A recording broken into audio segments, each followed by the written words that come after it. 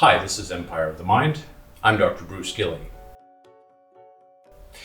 People are hearing a lot these days about the idea of a decolonized education. So a couple of questions arise. First of all, what does that mean? Is it shaking your fist at a cage full of numbers and hoping that mathematics will be set free from some system of reason? And secondly, once we figure out what it means, does anyone actually want a decolonized education for themselves or their children? Clearly, decolonized education is a buzzword with a lot of momentum. Save the date for this conference this coming fall in the Washington area. According to the decolonized education idea, an alien ruler in the form of modern education systems that came with European imperialism continue to exercise a kind of illegitimate control or sovereignty over education systems. It can be boiled down to 6 main ideas. These are, first of all, to reduce the content relating to Western civilization or European peoples. Secondly, reducing or eliminating methods that use logic, objective evidence, and the scientific method, things often associated with the European Enlightenment.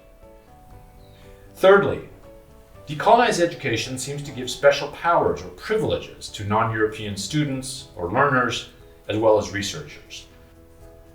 Fourthly, decolonized education wants to somehow break off the dependency of education systems on capitalism and Western society. Fifthly, and related, the decolonizing education movement has an explicit aim of using education to achieve social justice and critiques of colonialism and more broad critiques of the West. Sixthly, education in the decolonized education world will emphasize the virtue, innocence, and ineluctable victimization of non-European peoples. The decolonizing education movement arose from 2 different sources. The first, and surely the earliest, was Third World radicalism, exemplified here by the Decolonizing Colonial Education book written by the Tanzanian scholar Nkuzi Mango.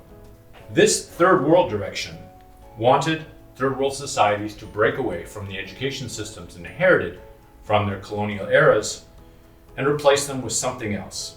Mango himself lives in Canada, but he certainly wants this decolonized education system thrust upon his people in Tanzania.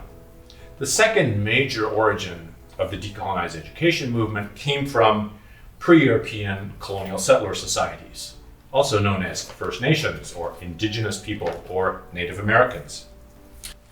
Here is an icon of the decolonizing education movement in Canada, Marie Baptiste, laying down the ground rules for what education and knowledge will look like in this decolonized future.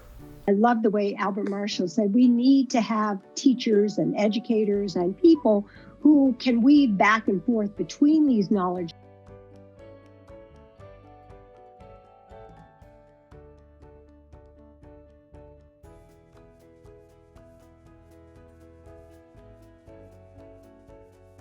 Not surprisingly, one result of the decolonizing education movement is an explosion of contention.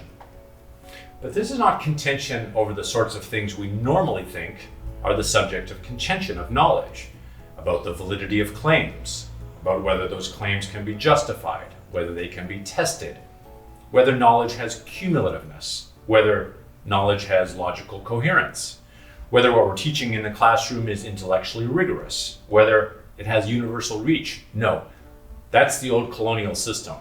We're going to decolonize that. So our contention over knowledge now is not over the subject or the content of that knowledge. It's about positioning yourself in a politically powerful position to use knowledge against your political adversaries.